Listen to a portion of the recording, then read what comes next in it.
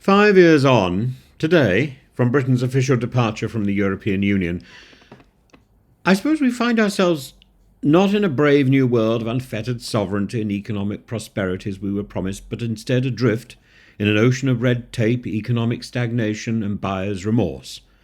While Jacob Rees-Mogg and his compatriots may raise a glass to their vision of Britain unshackled from Brussels' grasp, the rest of the country looks on with a mixture of regret, disbelief, and a vague sensation of having been sold a pup. Perhaps the most notorious of the Brexit promises was the claim emblazoned on the side of a big red bus that leaving the EU would free up £350 million per week for the NHS. 5 years on, the NHS funding has increased, though largely due to pandemic-related emergency spending, but there's no evidence that Brexit provided any fiscal windfall at all. Instead, the health service is struggling with staff shortages due to a sharp decline in EU nurses and doctors coming to the UK, compounded by bureaucratic obstacles that Brexit introduced. Immigration was one of the central themes of the Brexit campaign, and the promise that Brexit would enable the UK to take back control of its borders and reduce net migration. Yet, far from curbing immigration, net migration figures have soared, reaching nearly 900,000 in 2023, almost 4 times the figure seen in 2016. Rather than reducing numbers, Brexit has simply changed the composition of migration, shifting from EU workers to those from non-EU countries with very little apparent strategy. And the sunny uplands of Brexit Britain, free to trade with the world on its own terms, have failed to materialise. Government figures project that Brexit will cost the UK economy 4% of GDP in the long run, and less than half of this impact has been felt so far. Trade with the EU has suffered significantly, with new border frictions, tariffs and regulations hampering businesses. The much vaunted trade deals with other countries, including Australia and New Zealand, have been widely criticised for offering little economic benefit in return for undercutting UK farmers and industries.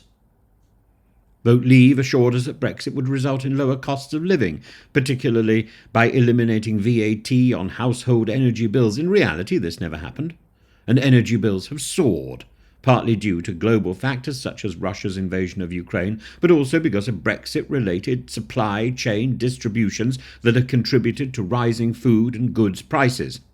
Brexiteers were adamant that the UK would be the first in line for a new trade deal with the US, with Britain supposedly unfettered by Brussels regulations. 5 years on, no such deal has materialised, nor is it likely to under either a Biden administration or now a Trump presidency. UK agriculture in particular has been wary of a deal that could see it undercut by US food standards. And one of the more fear-mongering tactics of the Leave campaign was to claim that Turkey was on the verge of joining the EU, leading to a supposed influx of millions of migrants. 5 years later, Turkey is no closer to joining the EU, making this one of Brexit's most blatant falsehoods.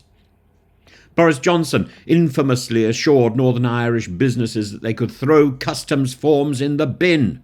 Today, goods moving from Great Britain to Northern Ireland are subject to customs declarations under the Windsor Framework, and Northern Ireland remains partially within the EU single market, causing ongoing disputes between the UK government and unionists. 5 years after Brexit, public opinion has shifted dramatically. The recent YouGov poll indicates that only 30% of Britons now believe Brexit was a good idea, while a majority would support rejoining the EU in some form. Even among Leave voters, there's a growing sense of regret, and rightly so. Politically, the conversation around Brexit has shifted. The Labour government under Keir Starmer is keen to reset relations with the EU, but has ruled out rejoining the single market or customs union. Starmer's approach appears to be one of damage control rather than reversal, as the UK struggles with the long-term economic and political consequences of the decision to leave. So, what have we truly achieved in these 5 years?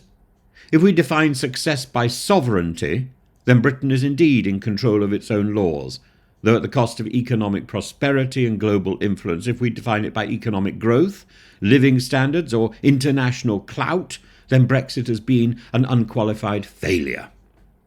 Jacob Rees-Mogg may celebrate Britain's Independence Day, but for most, Brexit has become an ongoing lesson in the perils of political overpromising and economic self-harm. Shot in the foot. 5 years on, We are not a nation resurgent, but a country left wondering if all the pain was ever worth it.